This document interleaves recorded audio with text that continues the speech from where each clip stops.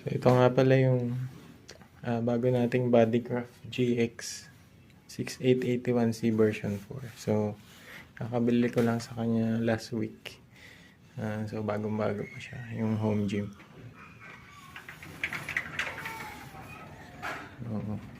Ito natin, ito siya. Nilagay ko siya dito sa may balcony para presko, tsaka hindi na ulan, hindi ka naagawan. Tapos katabi niya rito yung stationary bike, tsaka yung bench, tapos yung mga dumbbells. May kettlebells. So eto siya, ganda.